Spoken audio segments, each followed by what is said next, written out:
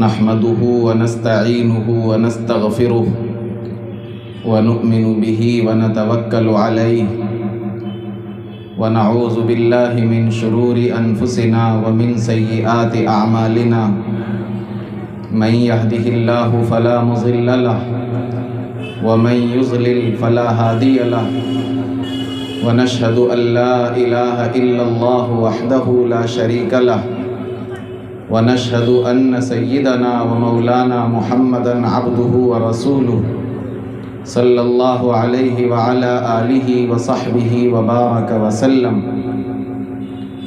أما بعد فأعوذ بالله من الشيطان الرجيم بسم الله الرحمن الرحيم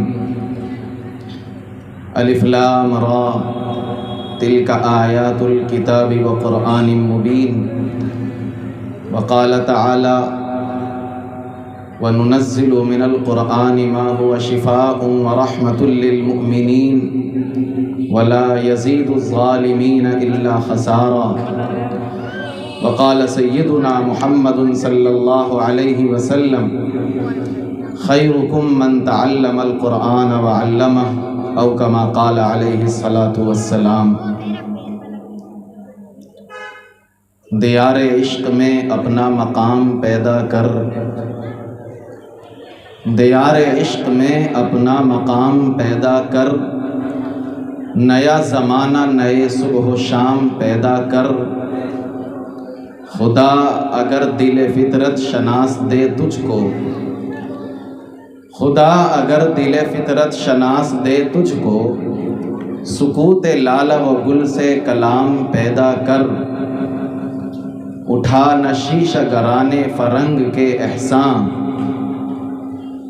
اٹھا نہ شیشہ گرانے فرنگ کے احسان، سکوت لالہ و گل سے کلام پیدا کر۔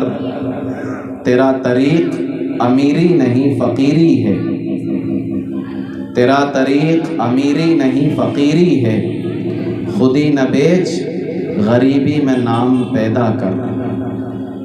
اسٹیج پر تشریف فرما علماء کرام، بزرگوں اور دینی بھائیوں، آج کی یہ مبارک محفل قرآن مجید کی نسبت پر منعقد کی گئی ہے۔ میں نے اسی حوالے سے 2 آیتیں اور ایک نبی اکرم صلی اللہ علیہ وسلم کی حدیث کا ٹکڑا آپ حضرات کے سامنے تلاوت کیا ہے۔ اللہ پاک سے دعا ہے اللہ مجھ کو صحیح بات کہنے کی، ہم سب کو سننے کی، سمجھنے کی اور عمل کرنے کی توفیق عطا فرمائے۔ آج کی اس گفتگو میں قرآن کے تعلق سے 3 باتیں آپ سے عرض کروں گا۔ نمبر 1، قرآن کی عظمت، اس کا مقام، اس کا مرتبہ۔ نمبر 2، حافظ قرآن کا مقام اور مرتبہ۔ نمبر 3، قرآن کی تعلیمات ہم سے کیا تقاضا کرتی ہیں، ہم سے کیا مطالبہ کرتی ہیں۔ یہ 3 باتیں آپ حضرات کے سامنے رکھنے کی جسارت کر رہا ہوں۔ جہاں تک قرآن کی عظمت کا تعلق ہے تو نبی اکرم صلی اللہ علیہ وسلم کی ایک حدیث ہے، اس پر اگر غور کریں تو بآسانی اس بات کو ہم سمجھ سکتے ہیں کہ قرآن کا کیا مقام ہے۔ نبی اکرم صلی اللہ علیہ وسلم نے فرمایا فضل کلام اللہ علی سائر الکلام کفضل اللہ علی خلقہ۔ اللہ کے کلام کو دنیا کے سارے کلاموں پر ایسی فضیلت حاصل ہے جیسی فضیلت خود اللہ کو حاصل ہے اپنی مخلوق پر۔ اسی طرح سے ایک حدیث میں نبی علیہ الصلاۃ والسلام فرماتے ہیں فضل کلام اللہ علی سائر الکلام کفضلی علی ادناکم۔ اللہ کے کلام کی فضیلت دنیا کے سارے کلاموں پر ایسی ہے جیسے نبی علیہ السلام فرماتے ہیں کہ میری فضیلت تم میں سے ایک ادنا انسان ہے۔ تو ایک طرف قرآن کی عظمت کا، قرآن کے مقام کا اور مرتبے کا تذکرہ نبی علیہ السلام نے اس انداز میں کیا ہے کہ قرآن کی عظمت کو، اس کے مقام کو اگر آپ سمجھنا چاہتے ہیں تو آپ ساری مخلوق پر نظر ڈالیں، اس کے بعد اس مخلوق کو بنانے والا، اس مخلوق کا خالق، اس کا مالک، ہم سب کا رب، ذات خداوندی، اس سے ساری مخلوق کا موازنہ کریں۔ ایک طرف اللہ کی ذات کو رکھیں اور دوسری طرف ساری کائنات کو رکھیں، ایک طرف خالق کو رکھیں اور دوسری طرف اس کی ساری مخلوق کو رکھیں، اور اس کے بعد یہ غور کریں کہ اس ساری کائنات کے مقابلے میں اللہ کا مقام کیا ہے، اس ساری مخلوق کے مقابلے میں خالق کا مقام کیا ہے۔ ظاہر سی بات ہے کہ ہم سب اپنے ایمان کی بنیاد پر کلمہ لا الہ الا اللہ محمد الرسول اللہ کی بنیاد پر یہی فیصلہ کر سکیں گے کہ مخلوق کے مقابلے اللہ کا مقام بہت اعلیٰ ہے، کائنات کے مقابلے اللہ کی ذات بہت بلند ہے۔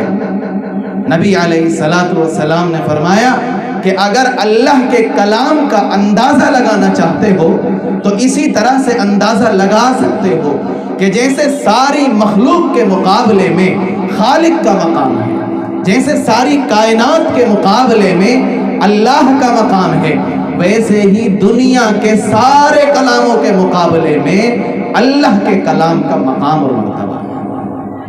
ایک طرف ساری انسانیت کا کلام ہو اور دوسری طرف اللہ تبارک و تعالی کا کلام ہو، جس کو ہم قرآن کہتے ہیں، جس کو ہم کتاب الہی کہتے ہیں، جس کو ہم قرآن اور کلام کہتے ہیں، اس کا وہی مقام ہے سارے کلاموں کے مقابلے میں جو مقام اللہ کا ہے ساری مخلوق کے مقابلے۔ یہ ایک عظیم اور انقلابی کتاب ہے، یہ ایک ایسی کتاب ہے کہ جب یہ کتاب اس دنیا میں آئی تھی، جب یہ کلام اس دنیا میں آیا تھا تو اس وقت کا ماحول اتنا خطرناک تھا کہ اس پر اگر نظر ڈالیں آپ تو اندازہ ہوگا کہ ایک طرف صورتحال یہ ہے کہ اگر دو انسان آپس میں لڑ جاتے ہیں، دو بھائی انسانی رشتے سے آپس میں ٹکرا جاتے ہیں تو ان کا اختلاف اتنا شدید ہوتا تھا کہ وہ لڑتے لڑتے دنیا سے جاتے تھے تو اپنی اولادوں کو نصیحت کر کے جاتے تھے کہ یہ اختلاف ختم نہیں ہونا چاہیے، بدلہ لینا ہے۔ اور جب ان کی اولاد دنیا سے رخصت ہوتی تھی تو وہ اپنی نسلوں کو نصیحت کر کے جاتی تھی کہ ابھی یہ اختلاف ختم نہیں ہونا ہے، بدلہ لینا ہے۔ ذرا ذرا سا اختلاف نسلوں تک چلتا تھا، پشتوں تک چلتا تھا، خاندانوں تک چلتا تھا، یہ آپس کا اختلاف اور انتشار بڑھتا چلا جاتا تھا، کئی نسلیں گزر جاتی تھی اور اختلاف ختم نہیں ہوتا تھا۔ یہ قرآن جب آیا ہے تو صورتحال یہ تھی کہ قرآن جیسی عظیم کتاب ہے، جنہوں نے ان آپس میں لڑنے والوں کو شیر و شکر بنایا، جنہوں نے آپس میں اختلاف کرنے والوں کو بھائی بھائی بنایا، یہ کتاب ہے جس نے یہ پیغام دیا انما المؤمنون اخوہ، سارے مسلمان آپس میں بھائی بھائی ہیں۔ یہ قرآن ہے جس نے سارے انسانوں کو آپس میں جوڑ دیا۔ اسی قرآن میں اللہ رب العزت نے نبی صلی اللہ علیہ وسلم سے یہ اعلان کرایا کہ اے نبی آپ اعلان کریے انی رسول اللہ الیکم جمیعا، میں ساری انسانیت کی طرف پیغمبر بنا کر بھیجا گیا ہوں، میں ساری انسانیت کی طرف رسول اور نبی بنا کر بھیجا گیا ہوں۔ اسی لیے تو اس قرآن نے ساری انسانیت کو متحد کیا ہے، اس قرآن نے ساری انسانیت کو یکجا کیا ہے۔ نبی علیہ السلام نے اسی قرآن کی روشنی میں، اسی کی ہدایتوں کی روشنی میں، اسی کے احکام کی روشنی میں اسی کی تعلیمات کی روشنی میں ساری انسانیت کو متحد کیا ہے، ساری انسانیت کو متفق کیا ہے، اور سارے انسانوں کو یہ پیغام دیا ہے کہ آپ کسی بھی رنگ کے ہو، کسی بھی نسل کے ہو، کسی بھی برادری اور خاندان کے ہو، کسی بھی قبیلے کے ہو، آپ سب آدم کی اولاد ہو، کسی کو کسی پر کوئی فضیلت نہیں ہے، کسی کو کسی پر کوئی فوقیت نہیں ہے، اللہ کے دربار میں سب برابر ہیں۔ لا فضل لعربی علی عجمی، کسی عربی کو کسی عجمی پر کوئی فضیلت نہیں ہے، اور نہ کسی سفید کو کسی سیاہ پر کوئی فضیلت حاصل ہے۔ ہاں اگر کسی کو فضیلت حاصل ہے اللہ کے دربار میں تو تقوی کی بنیاد پر فضیلت حاصل ہے۔ جو جتنا متقی ہوگا وہ اللہ کے دربار میں اتنا ہی معزز ہوگا۔ ان اکرمکم عند اللہ اتقاکم، اللہ نے فرمایا جو جتنا بڑا پرہیزگار ہے، اللہ سے ڈرنے والا ہے، وہ اتنا ہی اللہ کی نظر میں معزز اور محترم ہے۔ یہ پیغام دیا قرآن نے، یہ پیغام دیا ہے نبی صلی اللہ علیہ وسلم نے، اس قرآن کی روشنی میں، اس کی ہدایت کی روشنی میں۔ اس کی عظمت کا یہ عالم ہے کہ جب یہ دنیا میں آیا تو اس وقت زمانے جاہلیت سے تعبیر کیا جاتا تھا، اور جب اس کی روشنی میں نبی علیہ السلام نے ساری انسانیت کی رہنمائی فرمائی تو وہ زمانہ خیر القرون بن گیا، سب سے بہتر زمانہ۔ آپ اندازہ لگائیے کہ کیسی عظمت ہے اس کی، کہ اس کی روشنی سے وہ روشنی پھوٹی ہے کہ جس زمانے کو زمانے جاہلیت کہتے تھے، اسی زمانے کو نبی صلی اللہ علیہ وسلم نے فرمایا کہ یہ سب سے بہترین زمانہ ہے۔ آج جو ہمارے معاشرے کی صورتحال ہے وہ تقریباً ویسی ہی ہے، جیسی خرابیاں اس دور میں تھی ویسی خرابیاں آج ہیں۔ اس زمانے میں شراب نوشی عام تھی، آج بھی شراب نوشی عام ہے۔ اس زمانے میں اختلاف اور انتشار اور جھگڑے عروج پر تھے، آج بھی آپس کے جھگڑے عروج پر ہیں۔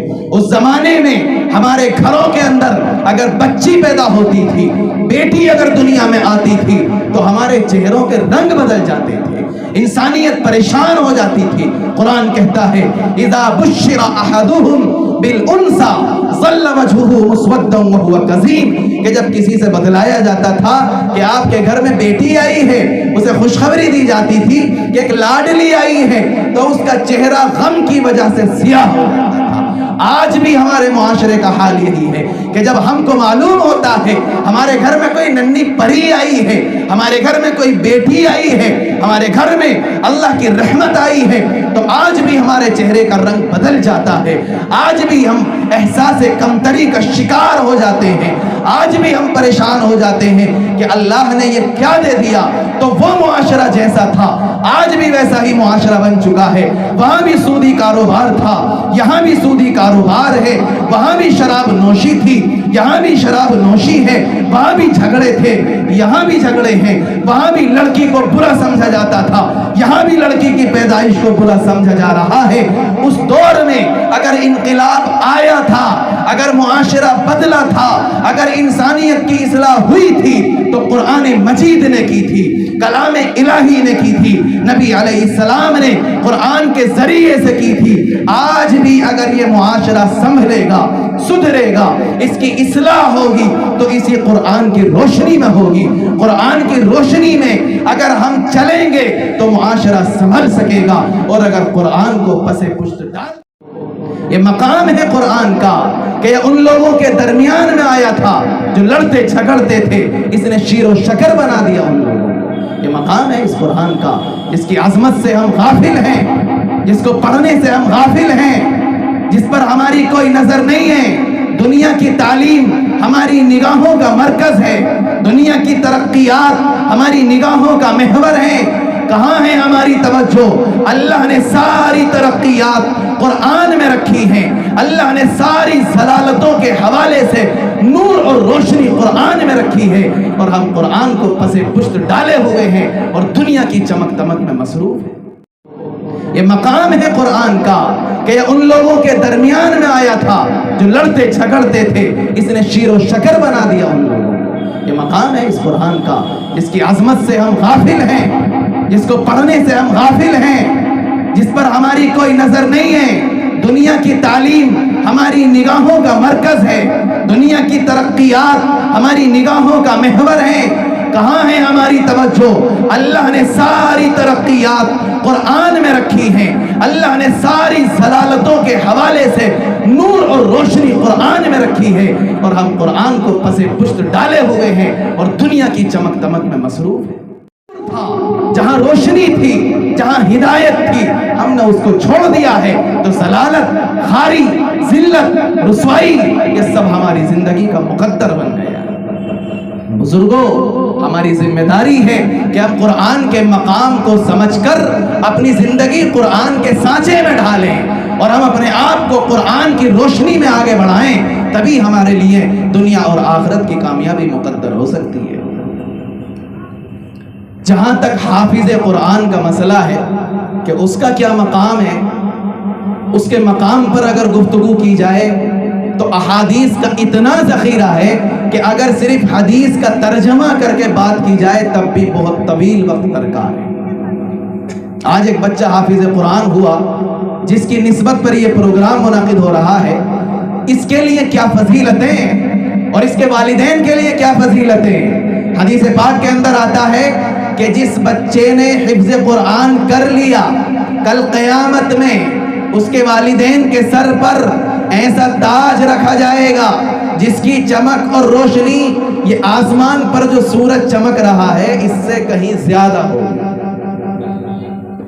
اور ابھی یہ سورج ہم سے بہت فاصلے پر ہے، قریب نہیں ہے، ہمارے بہت لمبا فاصلہ ہے۔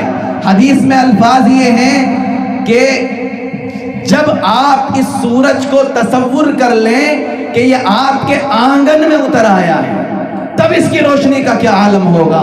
پھر فرمایا حدیث میں کہ اگر اس سورج کو آپ تصور کریں کہ وہ آپ کے آنگن میں ہے اور پھر اس کی روشنی کا تصور کریں اور پھر اس تاج کی روشنی کا تصور کریں جو حافظ قرآن کے والدین کے سر پر ہوگا، تب بھی اس کی روشنی سورج کی روشنی سے زیادہ ہوگی۔ کہ حافظ قرآن کے والدین کا مقام ہے، حافظ قرآن کا نہیں ہے، یہ اس کے والدین کا ہے، تو پھر حافظ قرآن کی عظمت کا کیا کہنا۔ حدیث میں آتا ہے کہ جو انسان اگر وہ مسلمان ہے اس کے لیے جہنم کا فیصلہ ہو گیا، اس کے اعمال کی وجہ سے دنیا میں اس نے جو زندگی گزاری تھی اللہ کے حکموں کو توڑ کر، دنیا میں جو اس نے زندگی گزاری تھی اللہ سے غافل رہ کر، اس کی بنیاد پر اگر اس کے لیے جہنم کا فیصلہ ہو گیا تو حافظ قرآن کو یہ اختیار ہوگا کہ وہ ایسے 10 انسانوں کو اپنی سفارش پر جہنم سے بچا کر جنت میں لے جائے۔ یہ اللہ کے یہاں کتنا بڑا مقام ہے اس کا۔ اصل میں پریشانی یہ ہے کہ ہم حافظ قرآن کا مقام ناپتے ہیں دنیا کے درباروں سے۔ ہماری جو پریشانی ہے، ہم جو قرآن کی تعلیم کی طرف نہیں جاتے۔ میں نے بہت دیکھا ہے معاشرے اور سوسائٹی میں کہ یہ حافظ جی بن جائے گا کیا کرے گا، کسی مسجد کا امام بن جائے گا، 8,000 10,000 روپے تنخواہ ہوگی، زندگی کیسے گزارے گا۔ حافظ قرآن بنے گا تو زیادہ سے زیادہ کیا بن جائے گا، کسی مسجد کا مؤذن بنے گا۔ حافظ قرآن بنے گا تو زیادہ سے زیادہ کیا بنے گا، کسی مکتب میں پڑھائے گا، کسی مدرسے میں پڑھائے گا، روزی روٹی کیسے گزرے گی، کسی محلے میں، کسی مجلس میں، کسی مشورے میں، کسی بڑے انسان کے دربار میں حافظ قرآن کا، عالم دین کا کیا مقام ہوتا ہے ہم سب جانتے۔ ہماری نگاہ اسی پر ہوتی ہے۔ ہم نیتا جی کے جب دربار میں جاتے تو حافظ صاحب کو کوئی اچھا مقام نہیں ملتا، جہاں جگہ مل گئی وہاں بٹھا دیا جاتا ہے، پیچھے بیٹھے تو پیچھے بیٹھے۔ اسی پر ہماری نگاہ ہے کہ جو لکھ پتی ہے، کروڑ پتی ہے، جس پہ پیسہ ہے، خزانہ ہے، جس پہ دولت ہے، روپیہ ہے، جس پر زر ہے، سونا ہے، چاندی ہے، اور جس پر زمین اور جائیداد ہے، کہ اس کا مقام بہت اعلیٰ ہے، اسے ہر دربار میں بڑی اعلیٰ جگہ ملتی ہے، اسے بڑا اونچا مقام ملتا ہے، اسے بڑی اونچی گدی اور کرسی ملتی ہے۔ حافظ قرآن کو تو کچھ نہیں ملتا۔ اس کی اہمیت کیا ہے؟ میں یہ کہتا ہوں بھائی صاحب، آپ نے حافظ قرآن کے مقام کو غلط جگہ پر چیک کیا ہے، آپ نے حافظ قرآن کے مقام کو غلط مجلس میں چیک کیا ہے۔ آپ اگر سونے کی اہمیت کو سمجھنا چاہتے ہیں تو لوہار کے پاس نہیں، سنار کے پاس جا کر دیکھیے۔ آپ اگر لوہے کے مقام کو سمجھنا چاہتے ہیں تو سنار کے پاس نہیں، لوہار کے پاس جا کر دیکھیے۔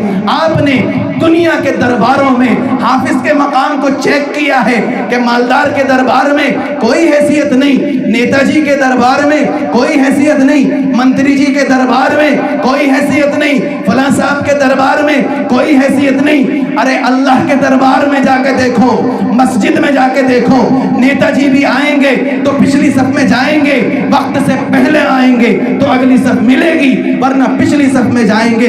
لکھپتی بھی آئیں گے، کروڑ پتی بھی آئیں گے، منتری جی بھی آئیں گے، دنیا سے بڑے کا بڑا نواب آئے گا، بڑے سے بڑا وزیر آئے گا، جہاں جگہ ملے گی وہاں جائے گا۔ حافظ قرآن ہے، سب سے بعد میں آئے گا اور ساری صفوں کو چیرتا ہوا جائے گا اور مصلے پر جا کر کہے گا اللہ اکبر۔ اس کی ایک اللہ اکبر پر وزیر بھی جھکے گا، اس کی ایک اللہ اکبر پر منتری بھی جھکے گا، اس کی ایک اللہ اکبر پر امیر بھی جھکے گا، اس کی ایک اللہ اکبر پر لکھپتی اور کروڑ پتی بھی جھکے گا۔ آپ حافظ قرآن کو دنیا کے درباروں میں کیوں دیکھتے ہیں؟ آپ اس کے مقام کو دیکھیے اللہ کے دربار میں، تو معلوم ہوگا حافظ قرآن کا مقام کیا ہے۔ دنیا کے درباروں میں الجھے ہوئے، اس کے سینے میں اللہ کا قرآن ہے، اس کا مقام اللہ کے گھر میں دنیا میں دیکھیے اور اندازہ لگائیے جب اللہ نے اپنے قرآن کو حفظ کرنے والے کے بارے میں دنیا میں یہ مقام دیا ہے کہ اپنے گھر میں سب سے بڑا مقام عطا کر دیا، تو کل قیامت میں حافظ قرآن کو کیا مقام اللہ دے گا؟ دنیا کے درباروں میں تصور کرتے رہتے ہیں، پریشان رہتے ہیں، اسے کچھ ملتا نہیں ہے۔ حافظ بنا کر کیا کریں گے؟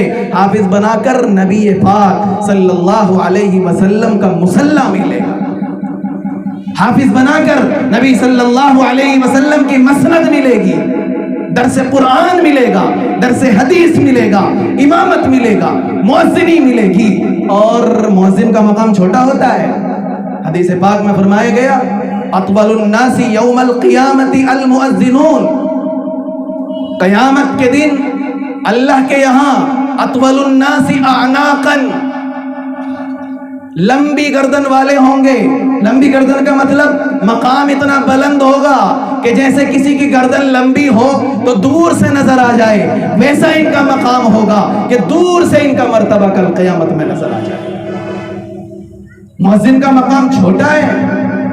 حدیث پاک کے اندر آتا ہے کہ جب مؤذن اذان دیتا ہے، اس کی اذان کی آواز جہاں تک پہنچتی ہے وہاں تک کی ہر چیز کل قیامت میں اس کے حق میں گواہی دے گی کہ اس نے اللہ کی طرف لوگوں کو بلایا تھا۔ تو حافظ قرآن بن کر اگر مؤذن بنے گا تو چھوٹا مقام ہے۔ ایک حدیث ہے، حضرت ابو سعید خدری رضی اللہ عنہ اس کے راوی ہیں، وہ فرماتے ہیں کہ حضرت اسید بن حضیر رضی اللہ عنہ رات کا وقت ہے، سورہ بقرہ کی تلاوت کر رہے ہیں، قریب میں ایک ان کا گھوڑا ہے وہ بندھا ہوا ہے اور قریب میں ہی ان کا بچہ بھی ہے یحییٰ، وہ لیٹا ہوا ہے۔ یہ سورہ بقرہ پڑھ رہے ہیں، پڑھتے پڑھتے اچانک گھوڑا بدک گیا، ان کو خطرہ لگا کہ قریب میں بچہ سو رہا ہے، کہیں اس کو نقصان نہ پہنچ جائے، یہ خاموش ہو گئے۔ تھوڑی دیر خاموش رہے، گھوڑا بھی رک گیا، اس کے بعد دوبارہ پڑھنا شروع کیا، جب دوبارہ تلاوت شروع کی گھوڑا پھر بھی دک گیا، پھر ان کو خطرہ ہوا کہ کہیں بچے کو نقصان نہ ہو، پھر خاموش ہو گئے، پھر تیسری مرتبہ پھر پڑھنا شروع کیا، پھر گھوڑا بھی دک گیا، یہ پھر خاموش ہو گئے، انہوں نے تلاوت چھوڑ دی اور اس کے بعد وہاں سے ہٹے، تھوڑا سا ادھر ادھر ہوئے، آسمان کی طرف جو نظر کی تو کچھ روشنی سی محسوس ہوئی، ایسی روشنی جیسے جھالر لگا دیتے مسجدوں میں تو چھوٹے چھوٹے قمقمے سے اس کے اندر ہوتے ہیں، وہ روشن رہتی ہے، اس طرح کی روشنی آسمان کی طرف محسوس ہوئی کہ کوئی روشنی ہے جو جا رہی ہے۔ یہ بھاگے، گھر سے باہر نکلے کہ میں دیکھوں کیا ہے اور لوگوں کو بھی مطلع کروں، اتنے باہر آئے تو اتنے وہ روشنی غائب ہو گئی۔ صبح کو نبی صلی اللہ علیہ وسلم کی خدمت میں پہنچے اور جا کر عرض کیا اللہ کے نبی رات میں نے یہ منظر دیکھا ہے. تو حضور پاک علیہ السلام فرماتے کاش کہ تم پڑھتے ہی رہتے. جس وقت تم سورہ بقرہ پڑھ رہے تھے اور گھوڑا بھی لگ گیا تھا، کاش کہ تم نہ رکتے، پڑھتے رہتے. یہ جو روشنی تم کو نظر آئی یہ دراصل فرشتے تھے جو تمہاری تلاوت کو سننے کے لیے آئے تھے. اگر تم پڑھتے رہتے تو یہ فرشتے صبح تک ٹھہرے رہتے، اور صرف تم نہیں بلکہ سارے مسلمان ان فرشتوں کو اپنی آنکھوں سے دیکھتے. یہ عظمت ہے قرآن پڑھنے والے کی کہ جو بندہ قرآن پڑھ رہا ہے اس کی تلاوت کو سننے فرشتے اللہ کی طرف سے آ رہے ہیں، اس کلام کو سننے فرشتے اللہ کے دربار سے آ رہے ہیں، اس کے قرآن کو سننے فرشتے آسمان سے اتر رہے ہیں. یہ قرآن پڑھنے والے کا مقام ہے، یہ اس کی عظمت ہے، یہ اس کا مرتبہ ہے کہ جسے آج ہم نے بھلا دیا ہے. حافظ قرآن کا مقام یہ دنیا میں ہے کہ جب وہ قرآن پڑھتا ہے تو فرشتے اس کی تلاوت کو سنتے ہیں. حافظ قرآن کا مقام یہ دنیا میں ہے کہ مصلی اور مسند اس کو ملتا ہے. حافظ قرآن کا مقام یہ آخرت میں ہے کہ اس سے کہا جائے گا اقرأ وارتقی ورتل کما کنت ترتل فی الدنیا فإن منزلک عند آخر آیت تقرأها کہ اے حافظ قرآن تو پڑھتا جا اور چڑھتا جا، جنت کی منزلوں کو طے کرتا جا. جہاں تک تو پڑھتا جائے گا وہاں تک تو چڑھتا جائے گا، جہاں تیری آخری آیت ہوگی وہی تیری منزل ہوگی. ٹھہر ٹھہر کر پڑھتا جا اور چڑھتا جا. دنیا میں تو جس طرح سے ٹھہر ٹھہر کر پڑھتا تھا، جیسے وہاں تلاوت کرتا تھا، جیسے وہاں قرآن کی آیات کو گنگناتا تھا، ویسے تو پڑھتا چلا جا اور جنت کی منزلوں کو طے کرتا چلا جا. جہاں تو رکے گا وہی تیری منزل ہوگی. نبی علیہ السلام نے فرمایا خیرکم من تعلم القرآن وعلمہ، تم میں سب سے افضل ہے وہ شخص جو قرآن کو سیکھے اور قرآن کو سکھائے. یہ سب سے افضل ہے، سب سے بڑا مقام ہے اس کا جو قرآن کو سیکھتا ہو اور قرآن کو سکھاتا ہو. سب سے اعلیٰ مقام نبی علیہ السلام نے اس کو دیا. تو ایک قرآن اور ایک حافظ قرآن، اور تیسری چیز ہے قرآنی تعلیمات. ہم قرآن کے مقام کو بھی سمجھ لیتے ہیں، حافظ قرآن کے مقام پہ بھی نظر تھوڑی بہت چلی جاتی ہے، لیکن قرآن کی تعلیمات سے ہم بالکل غافل ہیں. قرآن ہم سے کیا کہتا ہے، قرآن ہم سے کیا مخاطب ہے، قرآن ہم سے کیا بات کر رہا ہے، قرآن میں ہم کو کیا احکامات دیے گئے ہیں. کیا قرآن صرف طاقوں میں سجانے کے لیے آیا تھا؟ کیا قرآن صرف تعویذ بنا کر گھول کر پینے اور پلانے کے لیے آیا تھا؟ کیا قرآن صرف خیر و برکت کی کتاب کے طور پر گھر میں اور دکان میں رکھنے کے لیے آیا تھا؟ کیا قرآن صرف انہی ظاہری چیزوں کے لیے آیا تھا، یا قرآن کی آمد کا کچھ اور مقصد تھا؟ قرآن کو کیوں لایا گیا تھا؟ قرآن کو کیوں اتارا گیا تھا؟ یاد رکھیے دنیا کے انسانوں کا مزاج ہے کہ وہ جو کام کسی مقصد کے لیے کرتے ہیں جب تک مقصد پورا ہو تب تک اس کی حیثیت ہوتی ہے، اور جب مقصد پورا نہ ہو تو اس کی حیثیت بھی ختم ہو جاتی ہے. آپ نے یہ لائٹ یہاں لگائی ہے، اس کا ایک مقصد ہے کہ یہ روشنی دے. اگر یہ مقصد پورا کرے گی تو یہاں لگی ہے، اور اگر یہ روشنی نہیں دے گی تو آپ اس کو اٹھا کر ڈسٹ بین میں پھینک دیں گے. جب تک یہ مقصد کو پورا کرے گی تب تک آپ اس کو یہاں لگاتے بھی ہیں اور اس کی حفاظت بھی کرتے ہیں. کوئی اگر کنکری اٹھا کر اس پر مارے گا تو آپ اس کے چپت رسید بھی کر دیں گے کہ تجھے کیا مطلب ہے، تو نے لائٹ کی طرف کیوں کنکری پھینکی ہے، تو کیوں اس کو پھوڑنا چاہتا ہے، کیوں اس کو خراب کرنا چاہتا ہے. لیکن اگر یہ روشنی دینا بند کر دے، خراب ہو جائے، تو اب آپ اس کی حفاظت نہیں کرتے بلکہ خود آپ اس کو نکالیں گے، ڈسٹ بین میں ڈال دیں گے. میرا آپ سے سوال ہے، کل اگر کوئی بچہ اس پر کنکری مارتا تھا تو آپ اس کے چپت مار رہے تھے، آج آپ نے خود ہی اس کو کھولا اور ڈسٹ بین میں ڈال دیا. آخر کیا وجہ ہے؟ کل حفاظت کر رہے تھے، آج کوڑے دان میں کیوں ڈال دیا؟ آپ کہیں کہیں گے مفتی صاحب تمہارا دماغ خراب ہے, تمہارا دماغ کام نہیں کرتا. ارے کل یہ جل رہی تھی, روشنی دے رہی تھی, جس کام کے لیے آئی تھی وہ کام پورا ہو رہا تھا تو ہم نے اس کی حفاظت کی تھی. آج یہ روشنی نہیں دیتی, خراب ہو گئی ہے, تو ہم نے اس کو اٹھایا اور ڈسٹ بین میں ڈال دیا ہے. میرے بھائیو, قرآن ہمارے لیے آیا تھا, ہمیں راہ ہدایت دکھا رہا تھا. ہمارا یہ کام تھا کہ ہم قرآن سے روشنی لیں, ہمارا یہ کام تھا کہ قرآن کے سائے میں زندگی گزاریں. ہماری یہ ذمہ داری تھی کہ قرآن کے حکموں کو ہم اپنی زندگی میں لائیں. جب تک ہم نے اس مقصد کو پورا کیا ہے, ہم نے قرآن کے سائے میں زندگی گزاری ہے, جب تک ہم نے قرآن کی تعلیم کے سائے میں اپنے قدم آگے بڑھائے ہیں, تو اللہ نے ہماری حفاظت کی ہے, اللہ نے ہماری ہر طرح سے نگرانی کی ہے.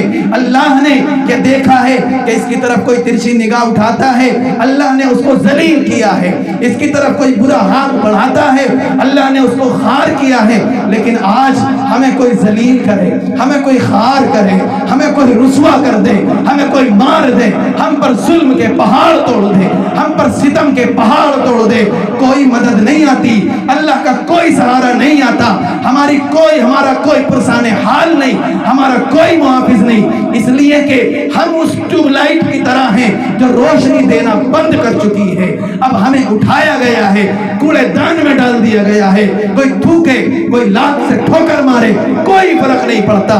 ہماری ذمہ داری ہے کہ قرآن جس لیے آیا تھا ہم اس کی تعلیمات کو سمجھیں, اس کے احکامات کو سمجھیں, اس کے فرمان کو سمجھیں, اس کے نظام کو سمجھیں اور اس کے مطابق زندگی گزاریں. تبھی اللہ کی طرف سے ہماری حفاظت ہوگی, نہیں تو اللہ کی طرف سے حفاظت نہیں ہوگی. قرآنی تعلیمات یہ ہم سب کی ذمہ داری ہے کہ قرآن ہم سے کیا کہہ رہا ہے. قرآن میں نبی علیہ الصلاۃ والسلام نے کس انداز میں اس کی تفسیر اور تشریح کی ہے, کس انداز میں قرآن کے پیغام کو نبی علیہ الصلاۃ والسلام نے ساری امت مسلمہ کے سامنے پیش کیا ہے. یہ ہماری اور آپ کی ذمہ داری ہے. ہم سب غور کریں, کیا ہماری زندگی قرآن کی تعلیمات کی روشنی میں گزر رہی؟ سب غور کریں, میں بھی غور کروں. کوئی ایسا نہیں ہے کہ میں 100% قرآن کے سائے میں چل رہا ہوں. میں بھی غور کروں, آپ بھی غور کریں, کیا ہم قرآن کے سائے میں جی رہے ہیں؟ کیا قرآنی تعلیمات ہماری زندگی کا نصب العین ہے؟ کیا قرآنی احکام پر ہم چلتے ہیں؟ کیا قرآن ہم سے کہتا ہے اور ہم کیا کرتے ہیں؟ قرآن نے ہم کو ساری انسانیت کے لیے رہبر بنایا. کنتم خیر امہ اخرجت للناس تأمرون بالمعروف وتنہون عن المنکر. قرآن نے ہم کو رہبر بنایا. قرآن نے ہمارے بارے میں کہا تم بہترین امت ہو, تمہارا کام ہے کہ لوگوں کی نفع رسانی کرو, لوگوں کو فائدہ پہنچاؤ, انسانیت کے کام آؤ. ہم میں سے کتنے ہیں جو انسانیت کے کام آتے ہیں؟ انسانیت کا لفظ بولا جا رہا ہے, مسلمان کا لفظ نہیں ہے. قرآن مجید کو اٹھا کر دیکھ لیجئے گا, ترجمے والے قرآن میں لکھا ہوا مل جائے گا, کنتم خیر امہ اخرجت للناس, تم بہترین امت ہو, تم کو نکالا گیا لوگوں کی نفع رسانی, انسانوں کی نفع رسانی, مسلمانوں کی نہیں, صرف مسلمان مردوں کی نہیں, صرف مسلمان عورتوں کی نہیں, بلکہ سارے انسانوں کی نفع رسانی کے لیے. یہ تمہاری ذمہ داری ہے کہ انسانیت کے کام آئیے.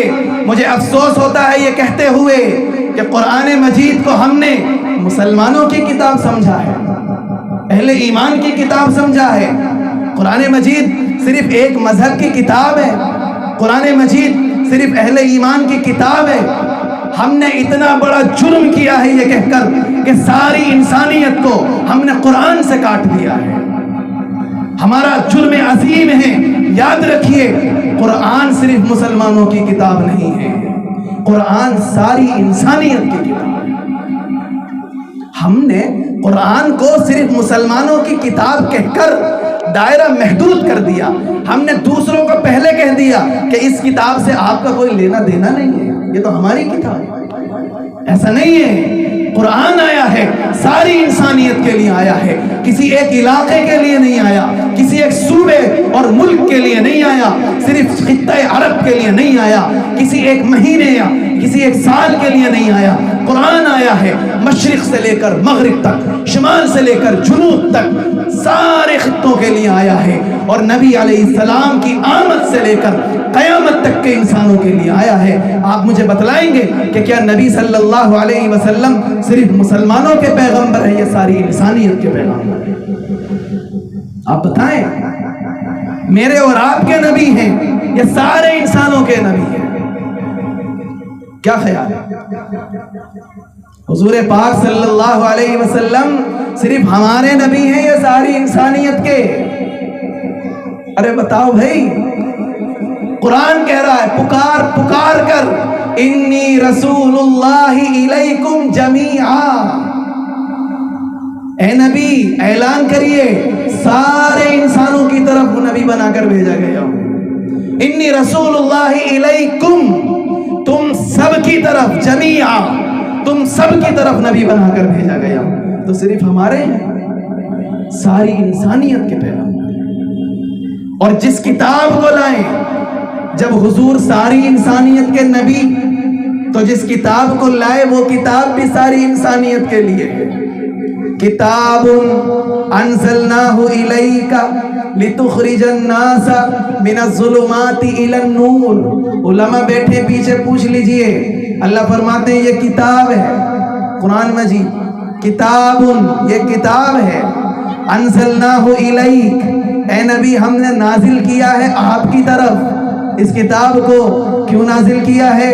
لتخرج الناس، اسی لفظ پر توجہ دلانا چاہتا ہوں، الناس، لتخرج الناس، تاکہ اے نبی آپ اس کتاب کے ذریعے لوگوں کو، مسلمانوں کو نہیں، صرف مومنوں کو نہیں، صرف اہل ایمان کو نہیں، صرف مردوں کو نہیں، لتخرج الناس، سارے انسانوں کو نکالیں گے، من الظلمات، اندھیروں سے، تاریکیوں سے، کہاں لے جائیں نکال کر، الی النور، روشنی کی طرف، ہدایت کی طرف، راہ حق کی طرف۔ یہ ہماری ذمہ داری تھی کہ آپ ساری انسانیت کے لیے آئے ہیں، ہم نے قرآن کو محدود کر دیا کہ صرف مسلمانوں کی کتاب ہے۔ میں آج اس اسٹیج سے پوری وضاحت کے ساتھ یہ پیغام دینا چاہتا ہوں، اور جہاں تک یہ پیغام پہنچ سکے پہنچا دیجئے گا کہ یہ قرآن یہ ساری انسانیت کے لیے ہے، یہ مسلموں کے لیے بھی ہے، یہ عیسائیوں کے لیے بھی ہے، یہ سکھوں کے لیے بھی ہے، یہ بدھسٹوں کے لیے بھی ہے، یہ جینیوں کے لیے بھی ہے۔ دنیا میں کوئی انسان کسی بھی مذہب کو مانتا ہو اس کے لیے یہ کتاب ہے، وہ آئے اس کتاب کو پڑھے، اس کو سمجھے، اس کے معنی کو دیکھے، اس کے مطلب کو دیکھے، اس کی تفسیر کو علماء سے پوچھے۔ میں 100% یقین کے ساتھ کہتا ہوں جب وہ اس کی تعلیم کو دیکھے گا، اس کی ہدایت کو دیکھے گا، اس کے احکام کو دیکھے گا، اس کے فرمان کو دیکھے گا، اس سے متاثر ہوئے بنا نہیں رہ سکے گا۔ ساری انسانیت کے لیے اس قرآن نے غیروں کو اپنا بنایا ہے۔ کتنے واقعات ہیں۔ حضرت طفیل ابن عمرو دوسی رضی اللہ عنہ کے بارے میں آتا ہے کہ مکے کو آئے حج کرنے کے لیے، اور ابھی مسلمان نہیں ہیں، پہلے کی بات ہے، ہو سکتا آپ کے علم میں ہو، میں اور مزید واضح کر دوں کہ حج کرنا یہ اسلام کے ساتھ نہیں ہے، حج پہلے سے ہوتا چلا آ رہا ہے۔ جب نبی اکرم علیہ السلام مبعوث نہیں ہوئے تھے اس سے بھی پہلے سے حج ہوتا چلا آ رہا ہے۔ حج یہ محض نبی علیہ السلام کی آمد کے بعد سے نہیں ہے، پہلے سے۔ کفار مکہ بھی حج کرتے تھے اور کعبۃ اللہ کا بہت احترام کرتے تھے، اور ان کے احترام ہی کی وجہ تھی کہ انہوں نے اپنے سارے 360 خدا کعبۃ اللہ میں ہی رکھ رکھے تھے۔ یہ ان کے ذہن کے اعتبار سے احترام کی وجہ سے رکھ رکھے تھے کہ یہ مقدس گھر ہے، لہٰذا ہم اپنے خداؤں کو اس میں رکھیں۔ تو وہ بہت احترام کرتے تھے، حج کرتے تھے کعبۃ اللہ کا۔ تو ایک مرتبہ کا واقعہ ہے، حضرت طفیل ابن عمرو دوسی رضی اللہ عنہ یہ حج کرنے کے لیے آئے اور ابھی مسلمان نہیں ہیں۔ کعبۃ اللہ کے قریب آنے سے پہلے کفار مکہ نے یہ کر رکھا تھا کہ جو مکے کے آس پاس کے علاقے تھے جہاں سے گزر کر بندہ حج کرنے مکہ پہنچے گا، وہاں اپنے کارندے چھوڑ رکھے تھے، رضاکار. ان کا کام یہ تھا کہ جو لوگ باہر سے حج کرنا آ رہے ہیں اور غیر مسلم ہیں، جو لوگ باہر سے حج کرنا آ رہے ہیں اور غیر مسلم ہیں، ان کا کام یہ تھا کہ وہ آنے والوں سے یہ کہتے تھے کہ بھائی مکے میں جا رہے ہو حج کرنے، ایک کام کرنا، یہ روئی ہے، روئی رکھتے تھے ساتھ، اسے اپنے کانوں میں لگا لو اور پورا حج ایسے ہی کرنا. اس لیے کہ مکے میں ایک محمد نام کا بندہ ہے اور وہ دیوانہ ہے، نعوذ باللہ، وہ مجنون ہے، پاگل ہے، اور اس کے پاس ایک کلام ہے، وہ ایسا کلام ہے کہ جس کے کان میں پڑ جاتا ہے وہ پھر متاثر ہوئے بغیر رہ نہیں پاتا. تو تم یہ روئی اپنے کانوں میں لگاؤ. یہ ان کی پوری تدبیر ہوتی تھی. اسی طریقے سے وہ رہتے تھے حج کے موسم میں.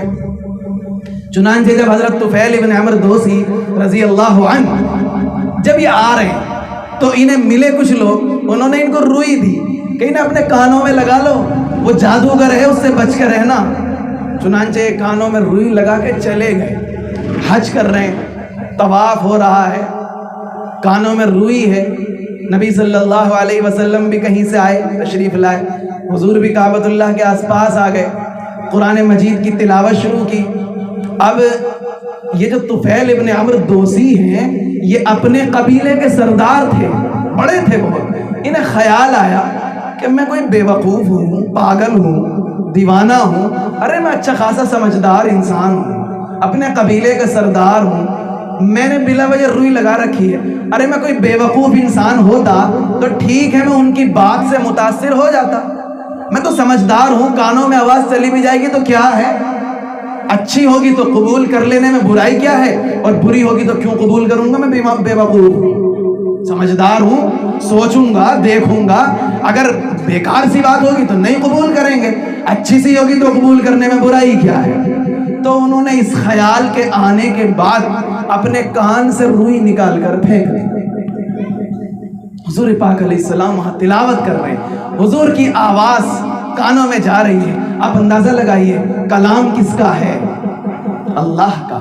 آواز کس کی ہے، حبیب اللہ کی، اللہ کے حبیب کی آواز ہے، اللہ کا کلام ہے. اس میں جو تاثیر ہے وہ کہاں کسی کی زبان میں اور کہاں کسی کے کلام میں آ سکتی ہے. جب حضور کی زبان سے وہ کلام نکلا اور طفیل ابن عمرو دوسی کے کان کے راستے سے دماغ میں پہنچا، اس کی کرنیں جو دماغ سے ٹکرائی ہیں، اس کی خوشبو جو دماغ سے ٹکرائی ہے، اس کی روشنی جو دل میں اتری ہے، تو طفیل ابن عمرو دوسی سے رہا نہ گیا. اللہ کے حبیب کے قبضے میں آ گئے، اللہ کے حبیب کے قدموں میں آ گئے اور کہنے لگے، اللہ کے حبیب، اللہ کے نبی، آپ سچے نبی ہو، کلمہ پڑھا دیجئے، مسلمان بنا دیجئے. یہ قرآن کی تاثیر ہے. اگر حضور یہ کہتے کہ بھئی یہ قرآن تو صرف ان لوگوں کے لیے ہے جو کلمہ پڑھ چکے ہیں، جو دوسرے ہیں ان کے کانوں میں نہیں جانا چاہیے، ان کے لیے یہ قرآن نہیں ہے، تو پھر ساری انسانیت میں ایمان کیسے پہنچتا، کیسے پہنچتا؟ تو اس خیال کو چھوڑ دیجئے کہ قرآن صرف مسلمانوں کی کتاب ہے. قرآن ساری انسانیت کی کتاب ہے. ہماری ذمہ داری ہے، کنتم خیر امہ، تم بہترین امت ہو، اخرجت للناس، تم کو نکالا گیا ہے ساری انسانیت کے لیے. تمہاری ذمہ داری ہے تأمرون بالمعروف وتنہون عن المنکر، کہ تم اچھائی کا حکم کرو اور برائی سے روکو. یہ قرآن کی تعلیم ہے. آپ غور کریں کہ ہم میں سے کتنے ہیں جو قرآن کی تعلیم پر چل رہے ہیں؟ کتنے فیصد ہیں؟ 2%، 3، 4، 5؟ کتنے فیصد ہیں؟ یہاں جتنے بیٹھے ہیں وہ سب ہاتھ نہ اٹھائیں، صرف اپنے گریبانوں میں جھانک لیں. گریبانوں میں جھانکنے کا مطلب بھی صرف اتنا ہے کہ تھوڑا سا سوچ لیں ہم کتنا عمل کر رہے ہیں. میں نے صرف ابھی ایک حکم بتلایا قرآن کا کہ ہماری یہ ذمہ داری ہے کہ ہم اللہ کے حکم کو اللہ کے بندوں تک پہنچائیں. صرف ایک حکم ابھی ذکر کیا ہے. ہم سب غور کر لیں کہ ہم اس پر کتنا کھرا اترتے ہیں. اور دوسری بات بھی ساتھ ساتھ عرض کر دوں کو پہنچانے کا مطلب کیا ہے؟ صرف زبان سے نہیں، اخلاق سے، کردار سے، لسان محبت سے، اپنی زندگی کے عمل سے. صرف زبان سے کچھ نہیں ہوتا میرے بھائی. हुजूर पाक अलैहिस्सलातु वस्सलाम की पूरी जिंदगी उठा के देखिए, हुजूर की पूरी सीरत को पढ़ जाइए, हुजूर के किरदार को देखते थे लोग और मुसलमान हो जाते थे, हुजूर के अखलाक को देखते थे लोग और मुसलमान हो जाते थे, हुजूर की जिंदगी को देखते थे लोग और मुसलमान हो जाते थे। हुजूर को जबान से कहना नहीं पड़ता था कि आओ दामन वहदत में आ जाओ, आओ कलमे के दामन में आ जाओ, नहीं कहना पड़ता था हुजूर को। हुजूर की जिंदगी को देखा, दामन में आ गया, हुजूर के अखलाक को देखा, दामन में आ गया, हुजूर के किरदार को देखा, दामन में आ गया, हुजूर की चाल को देखा, दामन में आ गया। हमारी चाल क्या है? सीना ताने चल रहे हैं, ऐसा लगता है कि बस जमीन को फाड़ देंगे या पहाड़ों को कुचल देंगे। थोड़ा सा अल्लाह ने नमाज क्या दिया दुनिया में तो ऐसा लगता है कि बस अभी अब दुनिया के मालिक हैं आप। अल्लाह फरमाते हैं वला तमशी फिल अर्ज़ि मराहा, ज़्यादा अकड़ कर मत चल, इन्नका लन तखरिक़ल अर्ज़, न जमीन को फाड़ सकता है, वलन तबलुगल जिबाला तूला, न पहाड़ों की ऊंचाइयों तक पहुंच सकता है। नरमी से चल, पस्ती से चल, नबी सल्लल्लाहु अलैहि वसल्लम की चाल का ख्याल कर, नबी अलैहिस्सलाम की चाल को देख। आप अलैहिस्सलाम ऐसे चलते थे जैसे ऊपर से नीचे की तरफ उतर रहे हो, थोड़ा सा झुकी भी रहती थी गर्दन, और हमारा हाल ये है सीना ताने चलते हैं। नबी अलैहिस्सलातु वस्सलाम अपनी चाल से पैगाम देते थे कि ये दीन है, ऐसे रहा जाता है दुनिया में, और हम अपनी चाल से पैगाम देते हैं सीना तान के कि ये दीन है, ऐसे अकड़ के जिया जाता है। बड़े अफसोस की बात है कि हम अपने किरदार से इस्लाम फैला नहीं रहे, बल्कि इस्लाम के फैलते हुए कदमों को रोक रहे हैं। ये तल्ख हकीकत है, तल्ख। आज गालिबन 8 या 9 शाबान की तारीख है, 4-5 दिन के बाद एक तारीख आएगी 14 शाबान, जिसको हम शब बारात कहते हैं। उस दिन जो हाल होता है मुस्लिम महल्लों का और मुस्लिम बस्तियों का, क्या हाल होता है? बाइक है, एक बाइक पर 3-3, 4-4 सवार हमारे जवान हैं, और वो भागे फिर रहे हैं, हुड़दंग मचा रहे हैं, तबाही मचा रहे हैं और स्टैंड कर रहे हैं, अजीब अजीब ड्रामे दिखा रहे हैं। आप मुझे दिल पर हाथ रखकर बताइए, ये किरदार हमारा सोशल मीडिया का जमाना है, कहां कहां तक नहीं जाता, सारी दुनिया में जाता है। और उसके साथ क्या जाता है कि ये मुसलमानों का तर्ज है, ये मुसलमान है, ये शब बारात की रात में ये हरकत कर रहे हैं। आप ये बतलाइए कि आपने अपने इस अमल से इस्लाम की तालीम का सही मंजर पेश किया है? क्या आपने अपने इस अमल से इस्लाम का नाम रोशन किया है? क्या हमने और आपने अपने इस अमल से इस्लाम की तालीम को आम किया है? क्या हमारे इस अमल से दीन का पैगाम दूर तक पहुंचा है, या हमारे इस अमल से हमारे दीन की बदनामी हुई है, या हमारे इस अमल से हमारे दीन पर आंच आई है, या हमारे इस अमल से इस्लाम के बढ़ते कदम रुके हैं, या हमारे इस अमल से हमारे दीन पर धब्बा लगा है कि ये मुसलमान है, ये इस्लाम है, ये इनका दीन है, ये इनका मजहब है जो ये तालीम देता है। क्या आप एक एक बाइक पर 4-4 बैठकर बदतमीजी मचाते फिरिए? जवानों, क्या हो गया है? कहाँ खो गए हैं हम? कहाँ खो गई हमारी जवानी? हमारी जिम्मेदारी तो ज्यादा है। जवानों, ये सदाएं आ रही हैं आबशारों से, जवानों ये सदाएं आ रही हैं आबशारों से, चट्टाने चूर हो जाएं जो हो अज़्मे सफर पैदा। हमारी जिम्मेदारी तो कहीं ज्यादा है। आज के हालात में, आज के इस मुश्किल दौर में जवानों की जिम्मेदारी बढ़ी हुई है। उन्हें अपने हौसलों को सलामत रखना है, उन्हें अपने ईमान को सलामत रखना है, उन्हें अपनी जवानी को सलामत रखना है। हर आन जरूरत है, हर वक्त जरूरत है। कहाँ हम ज़ाय कर रहे हैं अपनी जवानी को? अल्लामा इकबाल रहमतुल्लाह अलैह ने कहा है, कभी ए नौजवान मुस्लिम तदब्बुर भी किया तूने, कभी ए नौजवान मुस्लिम तदब्बुर भी किया तूने, वो क्या गर्दू था तू जिसका है टूटा हुआ तारा। तेरे आबाओ अजदाद तो एक आसमान थे, तू उसका एक सितारा है। तेरा मकाम बहुत बुलंद है। तेरे आबाओ अजदाद की तारीखें भरी पड़ी हैं, दौरे नबूवत से लेकर शामली के मैदान तक। تیرے آبا و اجداد کی تاریخ ہے، تو کہاں ہے؟ کبھی اے نوجوان مسلم تدبر بھی کیا تو نے؟ وہ کیا گردوں تھا تو جس کا ہے ایک ٹوٹا ہوا تارا، تجھے اس قوم نے پالا ہے آغوش محبت میں، کچل ڈالا تھا جس نے پاؤں سے تاج سرے دارا۔ دارا یہ ایک بہت بڑا بادشاہ گزرا ہے، اس کے سر کا جو تاج تھا، جو بادشاہ کے سر پہ رہتا تھا، اس کے تاج کو اپنے پیروں کی ٹھوکر سے کچل دیا تھا تو نے کہ مجھے نہیں چاہیے۔ آج 2 روپیوں کے پیچھے بھاگا پھرتا ہے، اس پر اپنا ایمان بیچ دیتا ہے، 2 روپوں میں اپنا ایمان کا سودا کر دیتا ہے۔ تیرا کیا مقام تھا؟ تو کیا ہو گیا؟ کچل ڈالا تھا تو نے پاؤں سے تاج سرے دارا۔ تجھے آبا سے اپنے کوئی نسبت ہو نہیں سکتی کہ تو گفتار وہ کردار، تو ثابت وہ سیارہ۔ تیرے آبا و اجداد کا مقام بہت اعلیٰ تھا، تیرے جو بڑے تھے، تیرے جو پرخ تھے، ان کی جو قربانیاں ہیں وہ بڑی بلند و بالا ہیں۔ تو محض لفاظی جانتا ہے، باتیں بنانا جانتا، کچھ نہیں جانتا۔ جوانوں کیا کر رہے ہیں ہم؟ کیا کر رہے ہیں ہم؟ کیا یہ تعلیمات ہیں قرآن کی؟ کیا یہ پیغام ہے قرآن کا؟ قرآن کی تعلیم یہ ہے کہ آپ اس دین کو لے کر جائیے چپے چپے میں، آپ اس دین کو لے کر جائیے گلی گلی میں، آپ اس دین کو لے کر جائیے محلے محلے میں۔ آپ اپنے اخلاق سے، اپنے کردار سے، آپ اپنی زندگی سے، اپنے عمل سے، آپ اپنی بود و باش سے، آپ اپنے چال سے، اپنے ڈھال سے، آپ اپنے کھانے سے، اپنے پینے سے، آپ اپنی گفتگو سے یہ دنیا کو دکھلائیے کہ ہاں یہ ایمان ہے۔ آپ اپنے کردار سے بتلائیے کہ ہاں یہ اسلام ہے۔ مجھے واقعہ یاد آتا ہے دارالعلوم دیوبند کے ایک عظیم استاذ اور ہمارے اکابر میں ایک بڑا نام ہے حضرت مولانا رشید احمد گنگوہی نور اللہ مرقدہ کا۔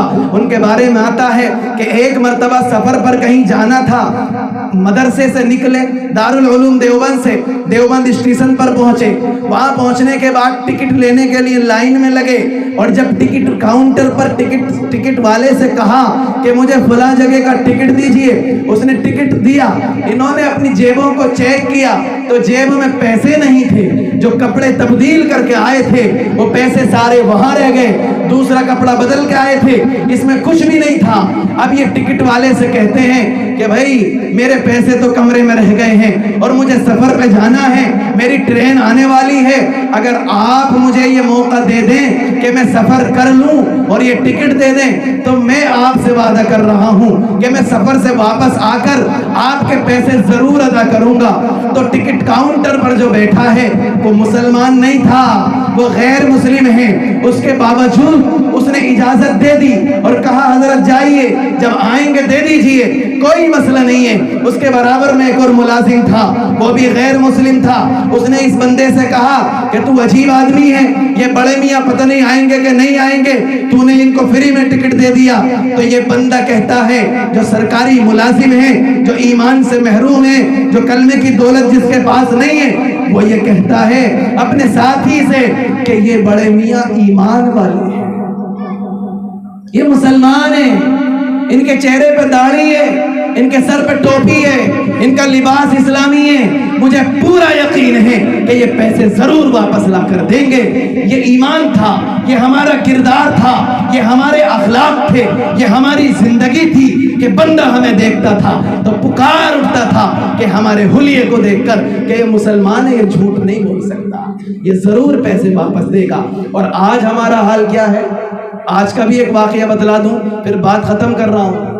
یہ اس وقت کا حال ہے، آج سے 150 سال پہلے کا، جو حضرت گنگوہی کے ساتھ پیش آیا۔ اور آج ہمارا حال کیا ہے؟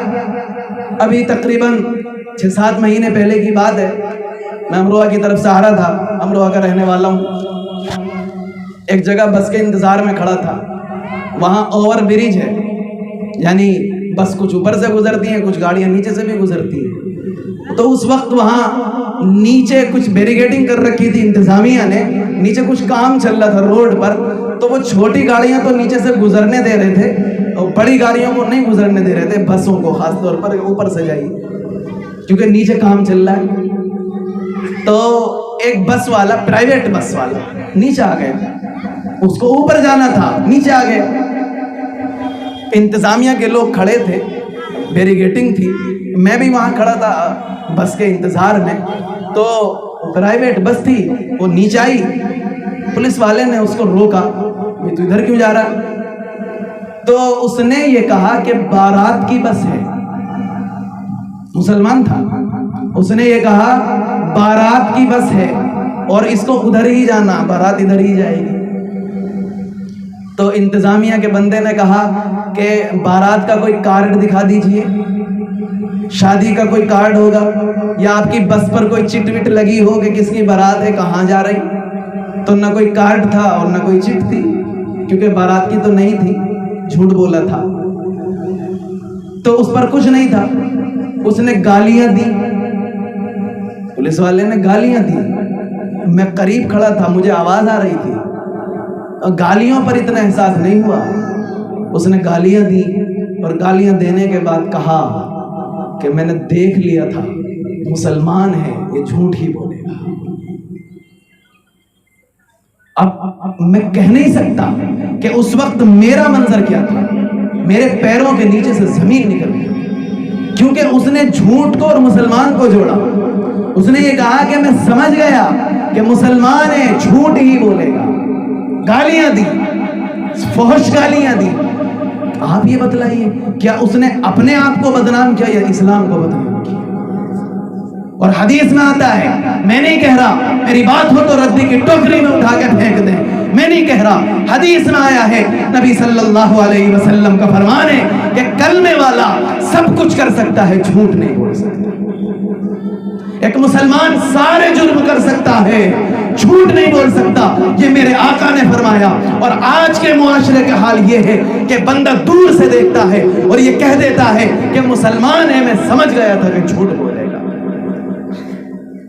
یہ نبی کی تعلیم ہے، یہ قرآن کی تعلیم ہے، یہ ہمارا دین ہے، یہ ہمارا معاشرہ ہے۔